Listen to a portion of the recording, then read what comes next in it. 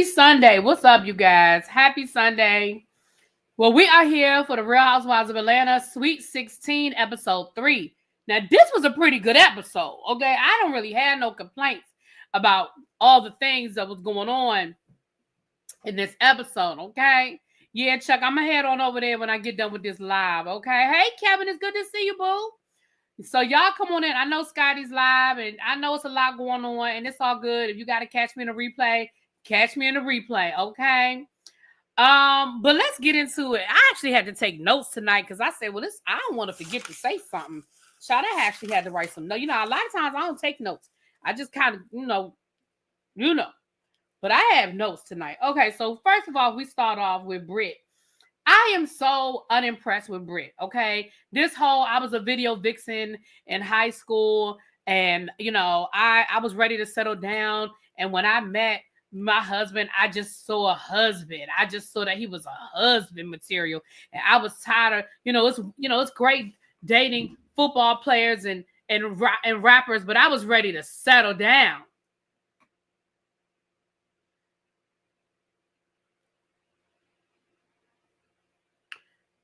So then the lady, the producer asked, "Didn't you date Rick Ross?" Oh, yes, I dated Rick Ross, but that's in the past now. So you mean out of all the people that you dated, you claim you dated all these rappers, all these football players, athletes. That's the best they got is Rick Ross?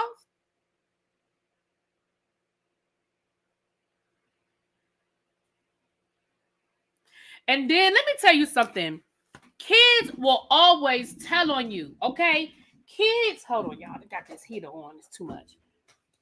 Kids will always tell on you. Do you understand what I'm telling you? So she had his family over for dinner so that, she said, because family is so important to me. Family is so important to me.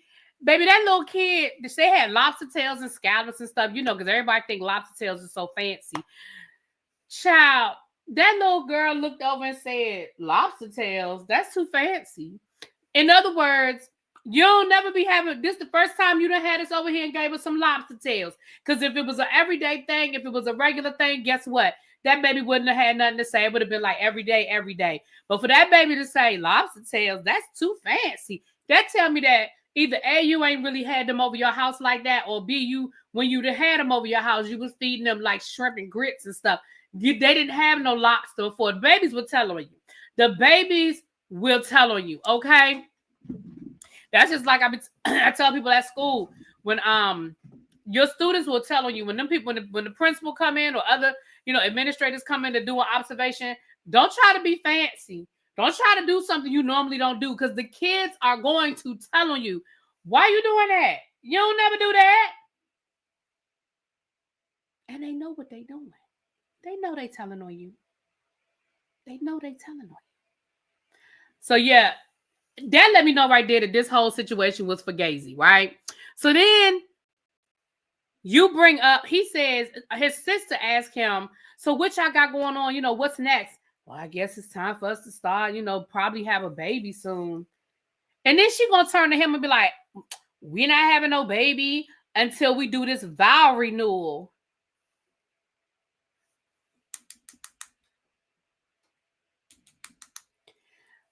Wasn't last week you fussing at that man about a baby? Wasn't last week you had this whole fit about you ready to have a baby because you was going to move your mama in and you had the whole situation and the whole scenario set up and you was in your feelings and you was feeling some kind of way because you felt like he wasn't taking it seriously that you wanted to have a baby. Now he's saying, yeah, it's time for us to have a baby. And you're saying not until we have our ceremony. You ain't saying. Am I tripping? She didn't say nothing about that last week. I mean, she mentioned it to Kelly, but she didn't say nothing. Now, the man said, okay, let's have a baby. Then she tells this story. Now, listen, I want to be very sensitive, so let me be clear when I say, I'm sorry that you lost your daddy, and I'm sorry that it did not work out as far as his life insurance situation goes. But here's what you can't do. Here's what you can't do. And I'm sorry if anybody think what I'm about to say is mean. You might want to just pause, fast forward for a minute or whatever. What you cannot do is sell to me that your daddy was this big mover and shaker in the mortgage industry, and then tell me you had to have a GoFundMe to bury him. See, that's what you can't do. I understand what you're saying about the life insurance policy, which I kind of do, I kind of don't, but I don't know enough about life insurance rules and regulations in the state of Georgia for me to make a decision about how I really feel about it. But you can't tell me that this man was a mover and shaker in the mortgage industry, yet he didn't have enough money.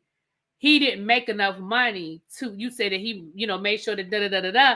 So, I mean, again, I'm not judging because a lot of people, life happens and shit happens. I get that. But y'all feel what I'm saying? Hey, Miss Gigi, you love when I have my rant. Yes, honey, I got my rant review on this. Am I like, do y'all understand what I'm saying? Like, I'm trying to be as sensitive about how I'm saying it. Like, you, on one hand, wanted to make it seem like your daddy was this big time mortgage broker and was a mover and shaker. But then when he passed away, you had to have a GoFundMe. Okay, I'm not tripping. Okay. Now, as far as the $2 million life insurance policy didn't pay out because he was changing jobs. I have a friend that works in insurance, and I'm going to call them tomorrow and ask them about that because that don't sound right to me.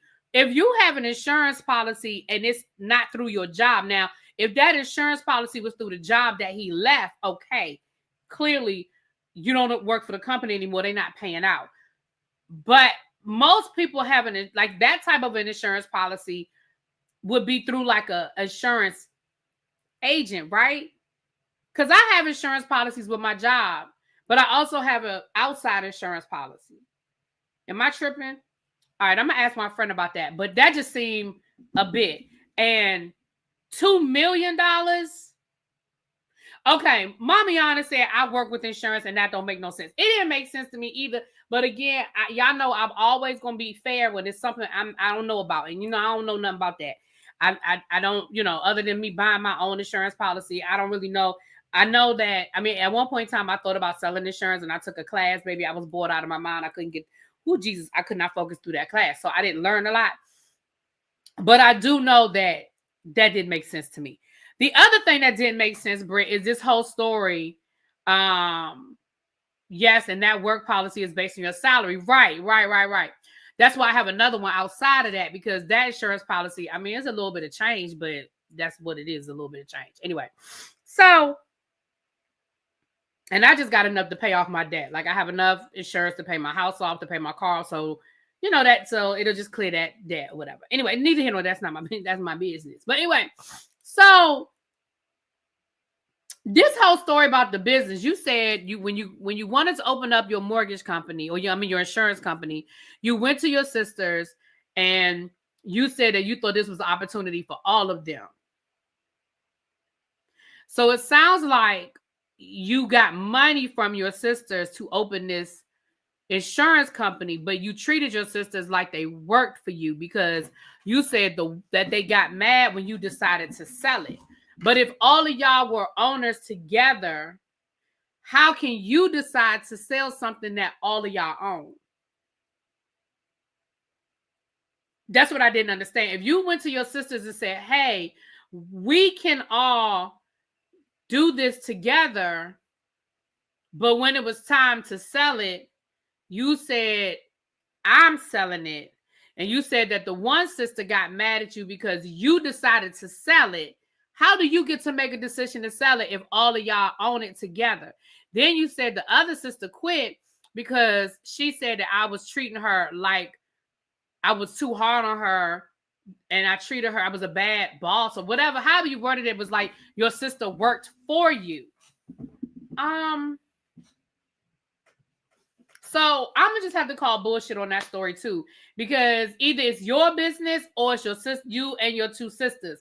And if it's you and your two sisters, you don't get to make unilateral decisions about selling it if it belongs to all of y'all. And if it was both of y'all, I mean, all three of y'all, then you didn't have no right to talk to your sister crazy. If all three of y'all were equal owners, why are you talking to her like she crazy?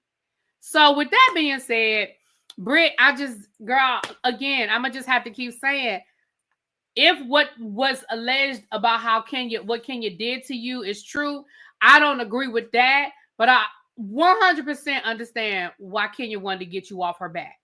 Because once again, you had to bring up Kenya at that dinner talking about, because Kenya was acting funny. Girl, if you don't get up off that damn ring, Kenya made one damn comment to you and you have been talking about it for 3 episodes.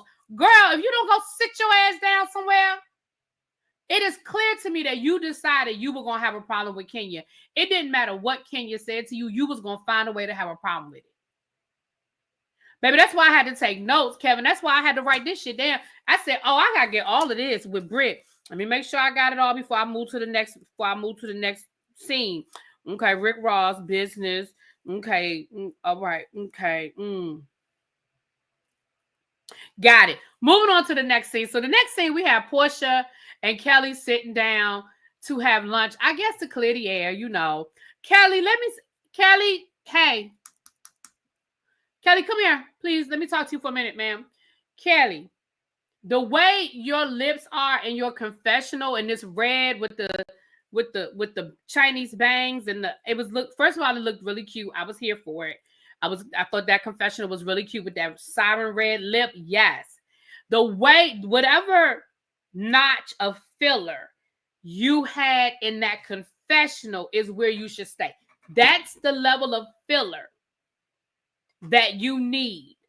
The level of filler that you had when you were filming is too much. It's too much. Bring it down. Whatever that level, it was a level 2 that you had in your confessional, perfect. The filming lips, too much. Too much. They put too much in there. They had too much dip on their chip when they put that injection in your lip. I was rhyming. Look at me rhyming. Too much dip on the chip when you was putting that injection in your lip. It was too much. But did y'all see what I saw in this scene with Kelly and Portia? Y'all saw the setup, right? Are y'all seeing the setup? Are y'all seeing the Portia Shamia setup right now? Are y'all seeing it? Because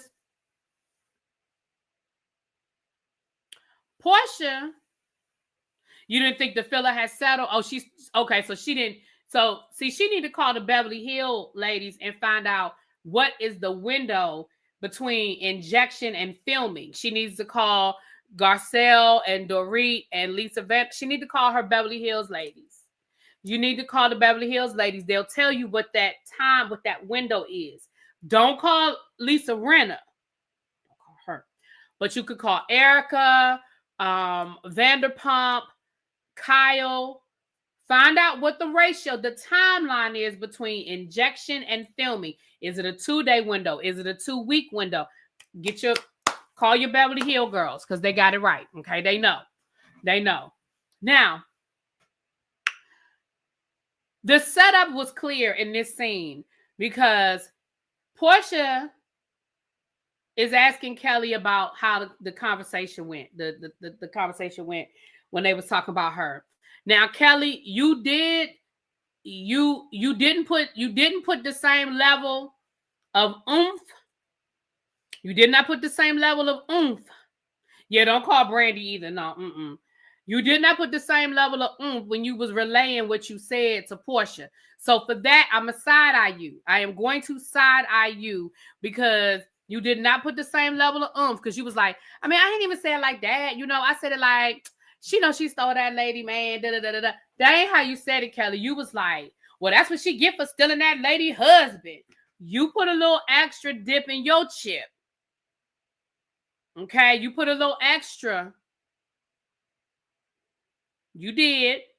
And you didn't relay it that way. But to be fair, most people don't. When people are telling a story, even when they tell you the story and they being honest about what they said, most people don't put the same level of oomph.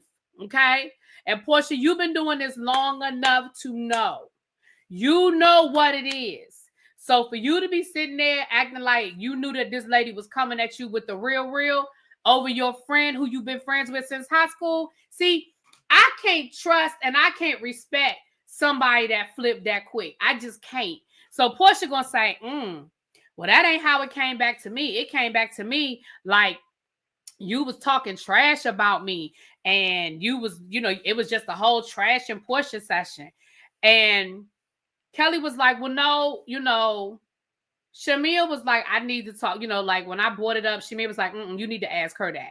And again, Kelly was right. That is what Shamia said. But again, you left something out of that. What Shamia said was, one, I want you to get to know Portia for yourself.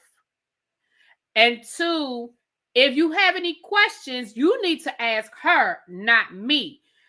The way Portia took it, well, why would she tell you to do that? She knows that I'm going through something. She knows I'm already going through this divorce. And why in the world would she do that? Why would she do that?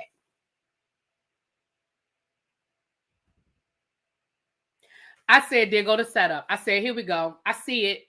So we're on episode 3, and we already seeing the setup.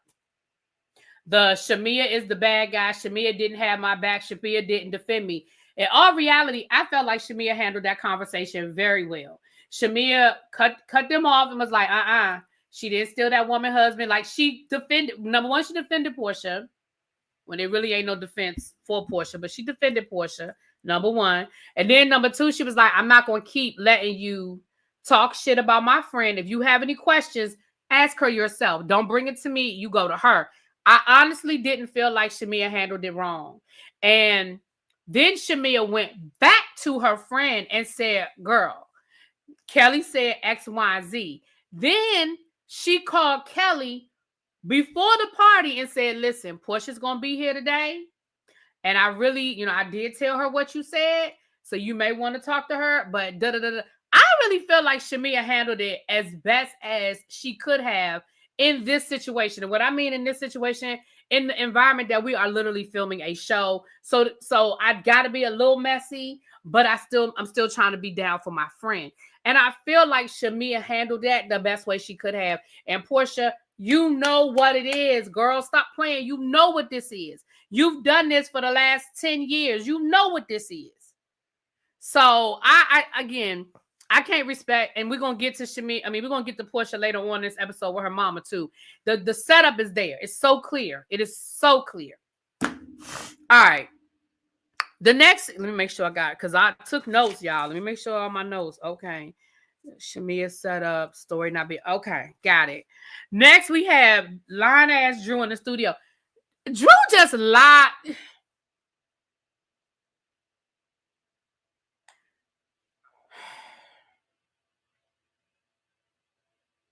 Drew be lying when the truth is just easy. Like, you got to see, I can't trust somebody that lie for no damn reason. Now, Drew, I was defending your ass last week.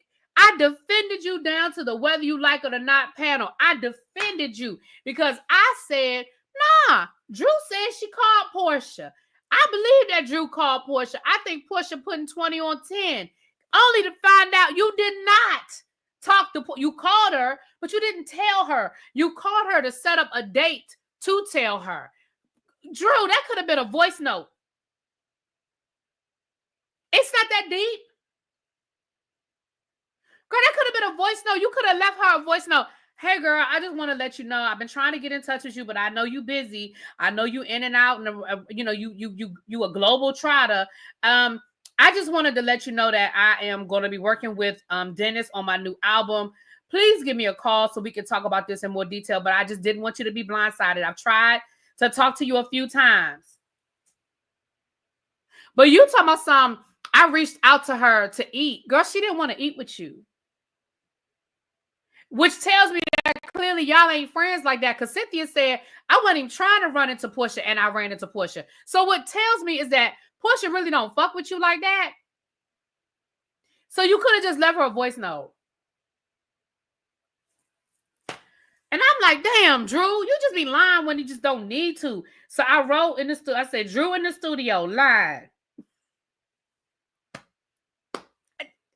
That's what I wrote in my notes. I said, lying about Dennis, lying about Portia. That's what I said. Y'all, I still feel the way I feel last week about this being a storyline, yada, yada, yada. But damn, I really did try to.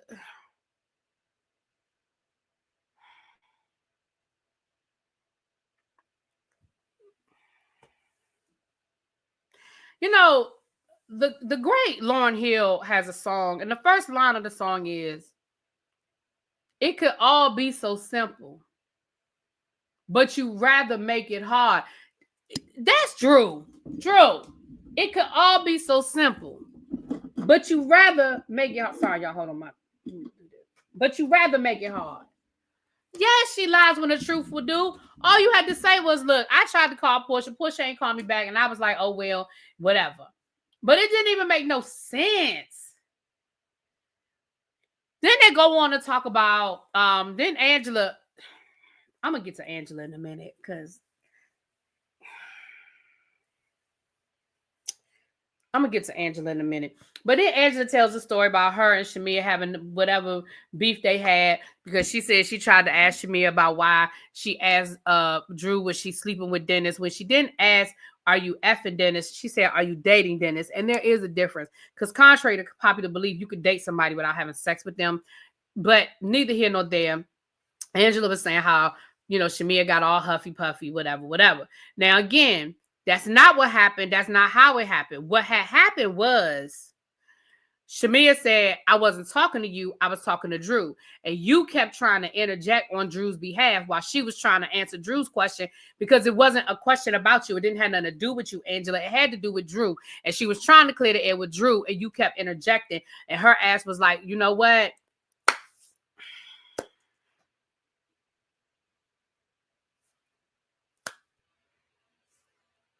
So again, y'all telling these stories, y'all having this revisionist history, okay?"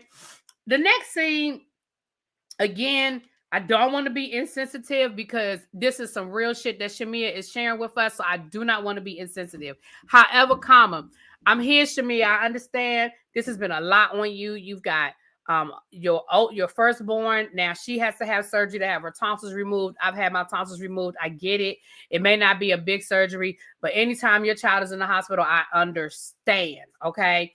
Then you have the youngest daughter with her needs, and you flying all over the country seeing specialists. I got it.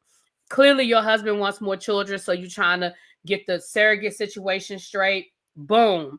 You had an ectopic pregnancy last year, which I know really, really was a lot, considering the fact that you tried to get pregnant naturally and it just wasn't happening. You went through IVF. Like, I get it. And I know how IVF wrecks on a woman's body. I've had friends who've gone through IVF, and with every round, you are putting all of these things in your body. You're on this strict regimen. You have to watch everything you do.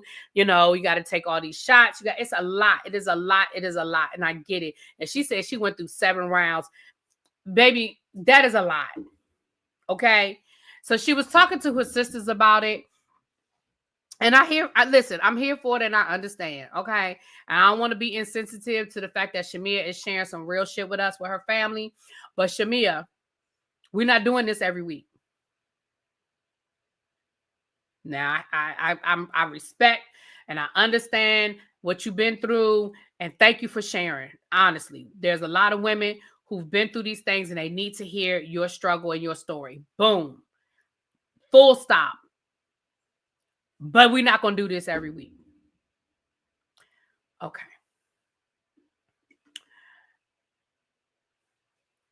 The next scene, y'all, the next scene is Angela and Charles. Listen, let me tell you something. Angela, you are letting your husband outshine you. Your husband is a better housewife than you are, okay? We're going into this this property that you're trying to flip, which actually looks gorgeous. I mean, I would buy that house. I'm going to be honest with you. And it's in Sandy Springs, which is a really nice neighborhood in Atlanta. Baby, I would buy that house. That house looks gorgeous. And the before and after is great. But once again, maybe it's me. Maybe when I hear these things, I assume certain things that aren't true. So last week when you were saying how you have your business, your, I don't know, whatever business you have, and then you bought these investment properties and you were flipping them. Number one, I didn't realize that was something you and Charles were doing together. But I mean, I know y'all are a married couple, so it is what it is. Number two,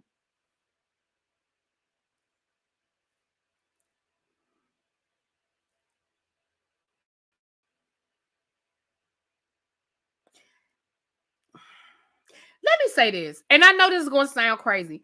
When I got work done to my house, my contractor bought the shit and bought it to my house.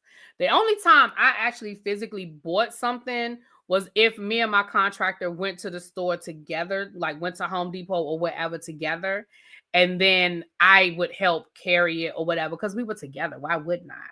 But generally speaking, I think I went and bought the paint.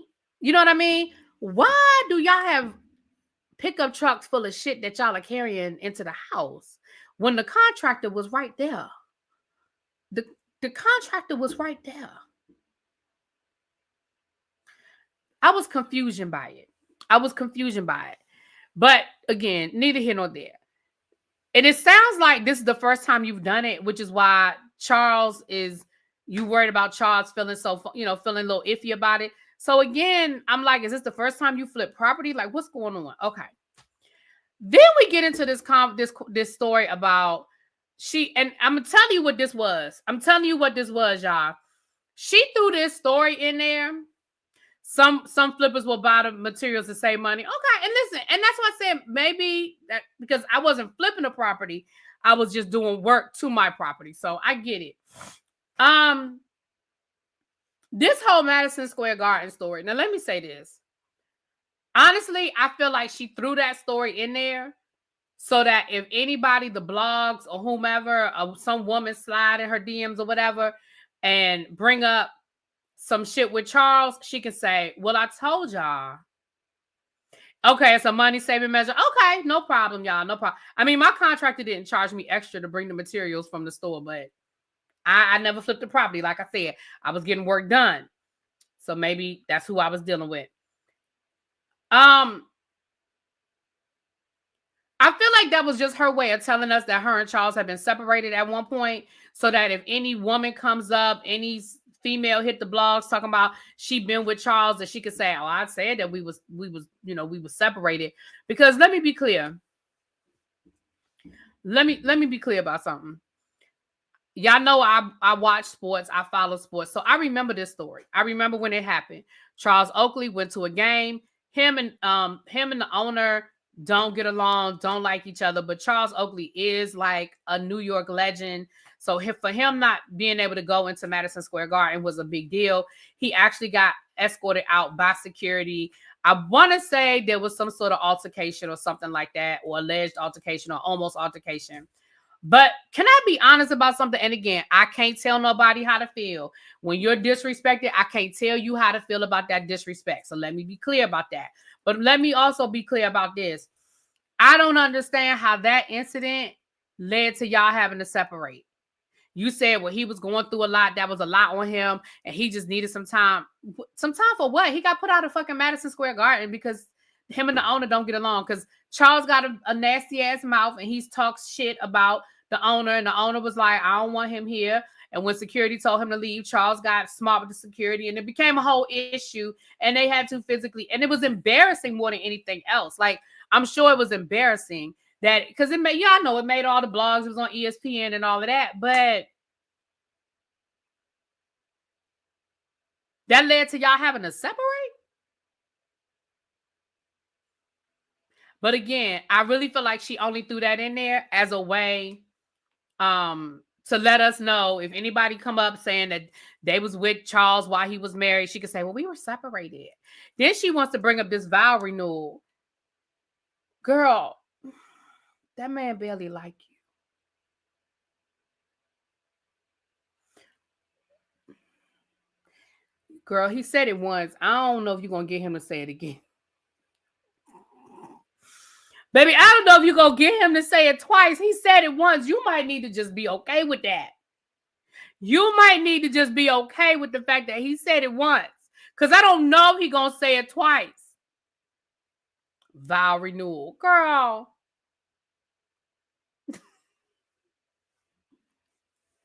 And you ain't saying nothing about no vow renewal. You just threw that out there. He looked like he didn't even know what you was talking about. Anyway. So, let me make sure that's all I had to say about that, child. Yeah, I got that. Okay. Drew.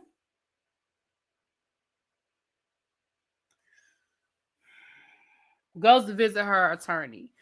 Now, listen. Far be it. You know, I really try my best not to talk about people, especially people who are not actually on the show, because they don't open themselves up to the criticism. I do. I really try my best, honestly. I really try not to talk about people, and especially, like I said, people who are not a part of the show.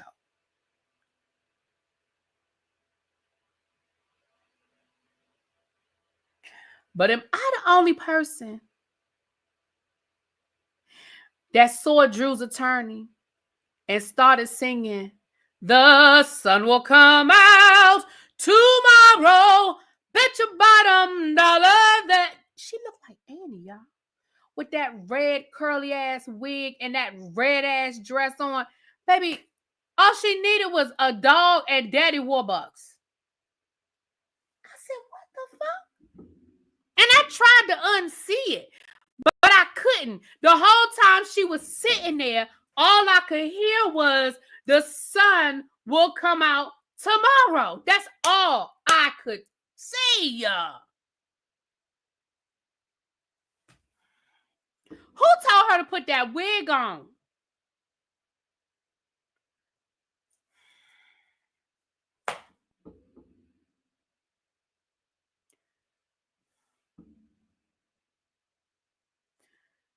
But neither here nor there. I'm trying my best not to dwell on that, because can you don't do me? Kenya said I'm on one tonight. I promise, I told y'all this was a good episode. I promise y'all that's what I saw. I saw, moving right along.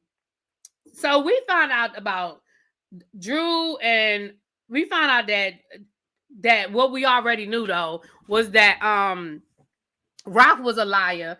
That the reason why Ralph is living in that damn basement is because Ralph told the judge that he can't afford his own place and to take care of the bills in that house. And that's why the judge said, fine, and you can live in the basement and Drew live upstairs, and she don't go downstairs and you don't come upstairs, but y'all will just cohabitate until we resolve this issue. So all of that, the judge made you live in the basement. Yeah, the judge made you live in the basement after you told the judge you couldn't afford to live in the basement and pay live in your own place and pay all of Drew's bills.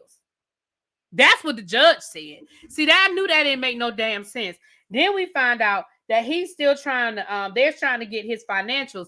That when Drew's attorney asked for his financials, he sent over all of the paperwork, but it was mostly Drew's money. And Drew was like, yeah, I don't know anything about his money, but he has access to all my money. But for that, I got to say, Drew, I'm blaming you for that, because you was married to this man for all these years.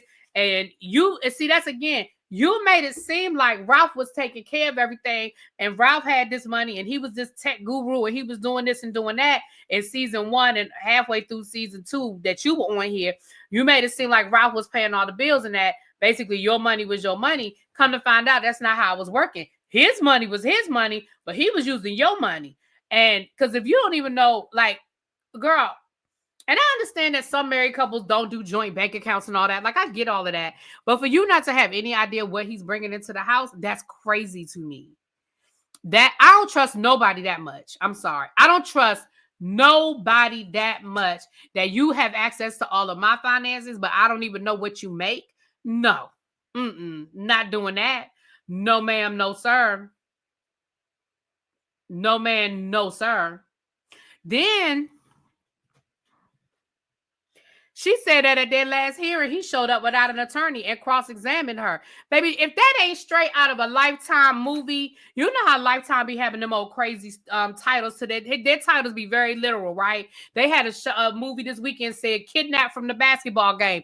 They don't even be trying to come up with no crazy names. Their names be very, very literal. That sounds like a Lifetime movie. He cross-examined me and in my divorce. That sounds like a Lifetime movie. That is some psychopathic shit.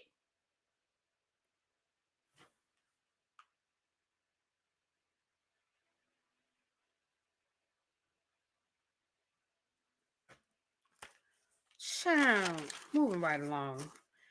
Is that everything? Hold on. The financials.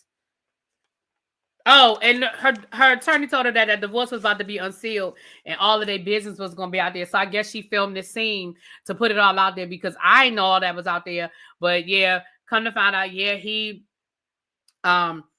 been cheating on her. She found text messages of him sexting other women. You know, he had a tracking device on her and was following her around, child. All the things that we already knew about him, okay? All right. Now, we see Shamia, baby girl, going to get her tonsils out. First of all, that baby's cute. Okay, she is cute as a button. Did y'all see that they had her in a doctor's coat going to the hospital? I thought it was so cute. Okay. Second of all, did y'all see how that baby had that unicorn strapped into the car seat?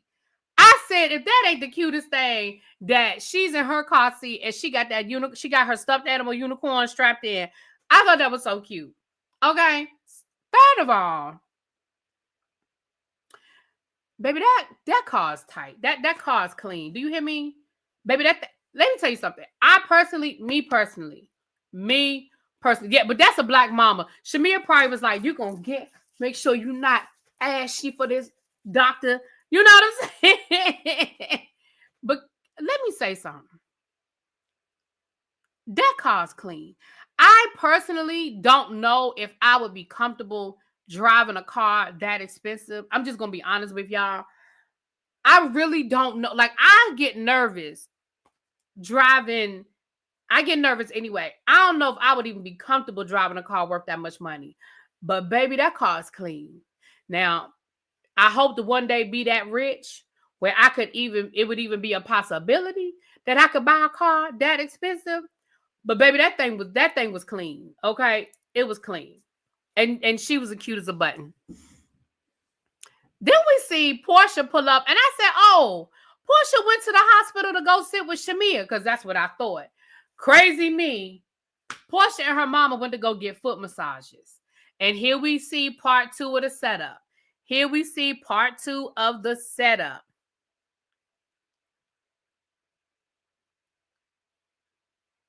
Portia's talking about this divorce. Now, first of all, this is what I don't understand. And let me say this, don't y'all drag me or yell at me or cuss me out because I'm not familiar with the culture. So what I heard was Portia saying about she reached out to her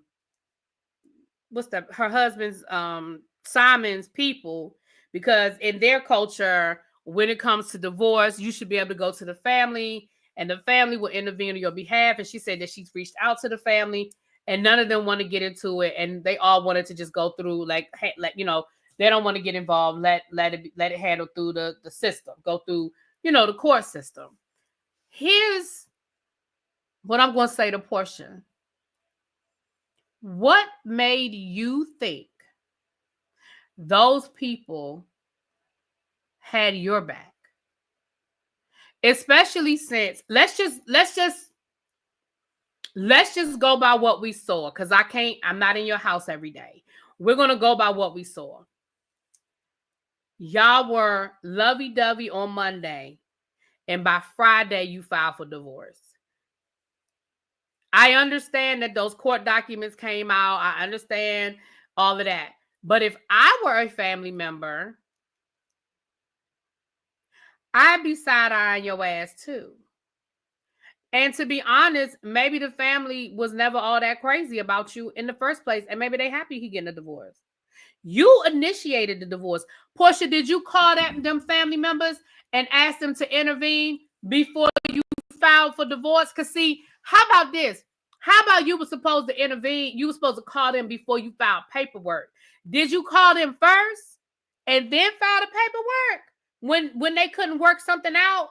Or did you file the paperwork and now that Simon is on social media acting a damn fool? Now you calling the family saying, can you help me? Can you help me? I feel like that's what happened. I don't feel like you went to them first before you filed paperwork. So for you to make it seem like they didn't do this and they didn't do that.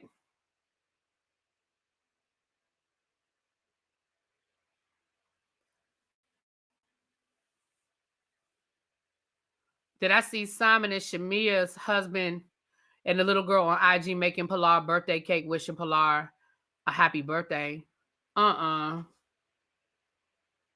Right, he is on his 5th wife, so the family probably don't want to get involved. They like, shit, this nigga been married 5 times. Girl, we knew you wasn't going to be here long. You know what I'm saying? Maybe they didn't. Then she starts telling her mother about the conversation once again with Shamia, Kelly, whatever. And she was saying, Shamia took me out because she wanted to, cheer me up or whatever. And then she was telling me about what these girls were saying about me. And once again, it's clear to me that Portia and her mother already rehearsed this whole scene. And I'm going to tell you why. Because when Portia was talking about her divorce and she was like, when I went through my first divorce, I felt like we were going through it together. But with this divorce, because I haven't been able to talk to him, I feel like I'm in this by myself. I feel like I'm on an island. I mean, she said, I feel like I'm in isolation all alone. Why her mama turn around and say the exact same thing, talking about, I feel like you're just all alone, like you're on an island all by yourself while you're going through this divorce. I said, so y'all clearly sat down and had this and figured out y'all dialogue because y'all using the same language. Then you gonna tell your mama, Shamia said this and Shamia did that, and your mama talking about something. Why would she do that? She know you going through this divorce. Why would she bring you stuff where people are talking about you? I mean, I know that's your friend and all. Y'all been friends since high school, but you got to keep an eye on the person, the dog who carries you a bone.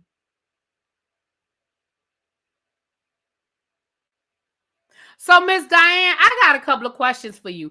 Question number 1, did you never really like Shamia? Did you never like Shamia?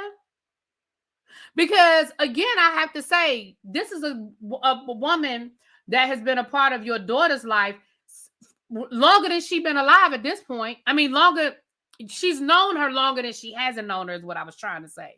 If she's known her since high school, then her and Shamia have been friends longer than they weren't friends. That's what I was trying, not longer than she's been alive. So I have to ask the question, did you ever like her? Because why are you so quick to flip? Y'all know my best friend. I talk about her all the time. We've been friends since the sandbox. Like, we have been friends so long, we do not remember meeting. And in our life, we have been through it all. Okay, we didn't fought, we didn't stop talking, we done been friends again. We've been through stuff with her mama. We've been through stuff with my family. We've been at funerals for each other family members. Like, I mean, we have been there. You name it, hospitals, funerals, first license, car accidents. Like, we done been through it all, okay? And I have gone to my mother and said and talked shit like she got on my nerves or she made me mad or this happened, that happened. Like, we've had the conversations. My mother has never. She's given me advice. She's listened and not said nothing. But my mother has never said, like, talk shit to me about my friend. Because she know that at the end of the day, we're going to be friends again. Like, we're going to work it out. I'm just mad right now. I'm venting, whatever. I have to side-eye Miss Diane that you so quick to turn this into something negative. But neither here nor there. Again, it's the setup. It's the setup. They setting Shamia up. It's the setup. All right. So the ladies are getting ready for Kelly's event. And I'm going to say something. I was here for Kelly's event. At first, I was kind of side-eyeing it a little bit, but I was here for Kelly's event, okay? It was at the Balenciaga store. She shut the store down, and it was to raise money for, I wrote it down in my notes, y'all. I said Balenciaga, Balmain. I'm sorry, but not Balenciaga, y'all. Balmain. Balmain. Balmain. Sorry. Somebody going for the people that's getting ready, type it in the comments. Don't. I just corrected myself. Balmain. Not here, y'all. Not the live comments because it's a delay. I'm talking about people watching this on the replay. Y'all know how people like to say stuff on the replay after I had already corrected myself because they paused the video to tell me I'm wrong. Don't do it. I done corrected myself. Balmain. Sorry. Thank you. I wasn't talking to you, Quake. I was talking to the replay gang. Okay. But it's she said it's OI, but like the common name is brittle bone syndrome. I believe I said that right. So first of all, I was here for this event for a couple of reasons. One, I had not heard, I've heard of this, but I hadn't really heard of it. Like I know it existed. And when she told her story, I definitely felt her on that.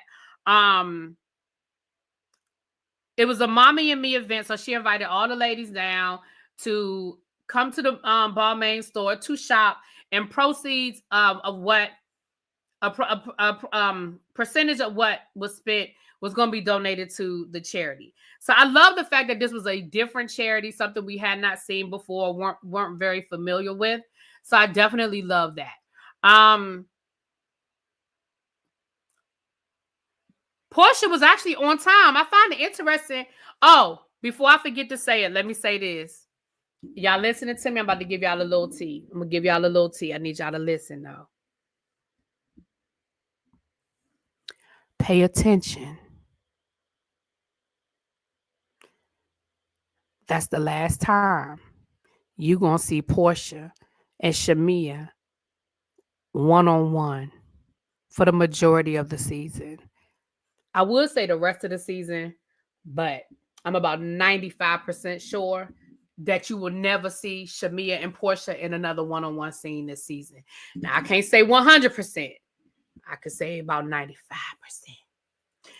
I do love how Brooklyn and Portia dressed. I mean, Brooklyn and Kenya dressed alike. I think Portia and Pilar were dressed alike. And it was cute. I definitely think it was cute.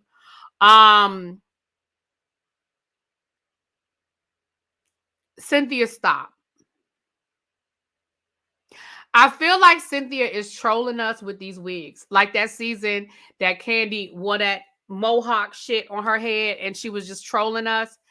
I really feel like Cynthia is trolling us with these wigs. I feel like she's bored and she was like, Lord, let me go and make this little money down to the Housewives, but let me do a little something crazy. And I really feel like she is trolling us because that wig that Cynthia had on at the studio and then this wig that Cynthia wore to this damn event, coupled with the wig in her confessional, coupled with the wig she wore to Shamia's birthday party. Cynthia, at this point, I just feel like you're trolling us. I just don't think you're serious.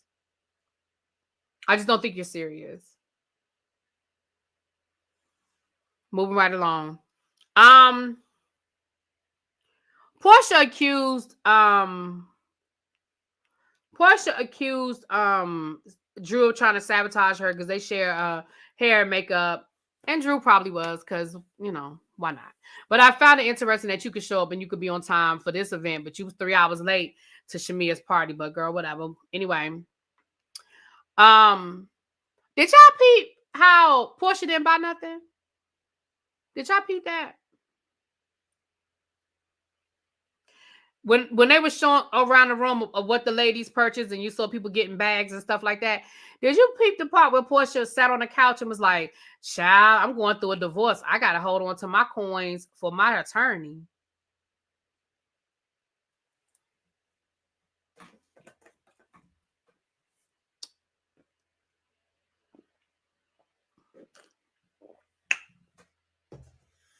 I just want to make sure y'all peeped it. Okay. So Kelly goes to tell her story. First of all, I did not know how short Kelly was. Did y'all peep how short Kelly is? I did not realize she was that little, child. Kelly's a little thing. But she told the story about her daughter's arm. She realized that something was wrong with her daughter's arm and she went to the emergency room. And while she was at the emergency room, the police and social services showed up because they thought that she had done something to her daughter's arm because of, I guess, the way it looked. It just didn't look good. And thank God she had a doctor that knew what the hell they were doing. No, Portia ain't buy that bag. Shamia bought that Shamia probably bought that damn bag, but Portia ain't buy that bag. Thank God she had a doctor that knew what it was, because she said as soon as the doctor looked at her daughter's eyes, because I guess there's a coloration or pigmentation to the eyes that lets you know what it is. And she said as soon as the doctor looked at her daughter's eyes and gave the diagnosis, the police went away, social services went away, and they realized that it wasn't a situation of abuse. And what I love is that she did not villainize the police. She did not villainize social services, because they honestly were just doing their job. When we go to the hospital, medical staff are mandatory reporters, just like teachers are mandatory reporters, right? And the reality of the situation is, if we feel like there is some sort of abuse, we are obligated to report it. So I'm glad that she did not villainize the police. I'm glad that she did not villainize, because they were literally just doing their jobs, right? Am I short too? Tawanda, you coming for me?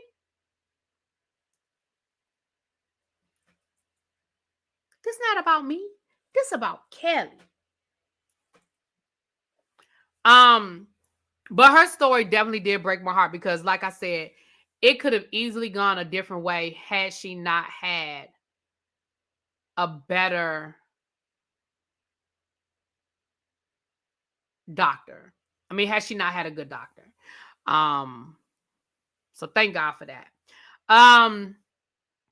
Angela tries to make up with Shamia, and I'm here for Shamia. Let me tell you something. I was not mad at Shamia, because Shamia was like, well, we can go talk. She said, and I can meet the real Angela, because the person that I met, I ain't like that chick. The person I met, I ain't like her. And baby, Angela said, well, that is the real me. What do you mean? Like, that is the real me. And Shamia said, oh, well, then I'm not interested. If the person, if you're saying that's who you are, the person that came at me and said I was kissing Portia's ass and doing all of that, if that's who you really are, I'm not interested in having a conversation with you. I'm not interested in clearing anything up with you, because you showed me who you are and I believe it. Baby, I was here for that. When I tell you I was here for that, I was here for it. I said more people baby, that's how more people need to move in this world. Then they got to calling each other names, which I thought was a little silly. She was calling her Flavor Flav. She was talking about her nose and whatever. Like, why are you talking about that girl's nose? And honestly, Shamia, I'm mad at you, because I really wasn't paying that woman's nose no attention. Now I can't unsee it. Now I can't unsee the nose. I wasn't paying that woman's nose no attention. Now I see it. And now I can't unsee it. Little baby said something similar happened when my cousin was a baby. They thought she was being abused as a baby because her booty was a different color, but it was just that new black baby's booty, just how black babies' booties are. When I took my daughter to the ER telling them she had a seizure, they didn't listen and said that she had a drug overdose, and they hit my baby with Narcan. What? Wow. I know my best friend again, her son has his his birthmark is on his back, and it's a particular type of birthmark. There's a name for it, I can't remember, but it takes up a big part of his back, and it's like a greenish color.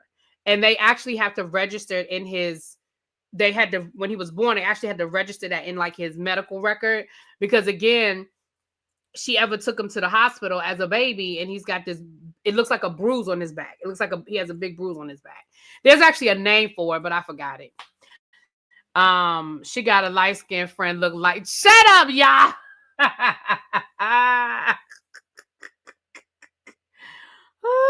Okay, I think I'm almost done, y'all. Y'all done had me here for an hour. Good Lord. That's how you know it was a good episode. Okay. Yeah, that was pretty much my nose. I mean, my nose. See, I was going to say my nose. That was pretty much my... Shut up, y'all. That was pretty much my notes. So for me, it was a really great episode. I can't wait for the panel to get together tomorrow, because I know we're going to cut up. It is at JoJo's house. As always, I will share it on my social media so you guys will know where to find us if you are not subscribed to JoJo. But if you're not subscribed to JoJo, make sure you get subscribed to JoJo. Meet me there tomorrow about 8:30-ish. Okay. And I'm sure it'll be on my social media, on my Instagram with the link to the video and all that tomorrow. Okay. With that being said, I will talk to y'all tomorrow. I'm going to go to bed. Talk to y'all later.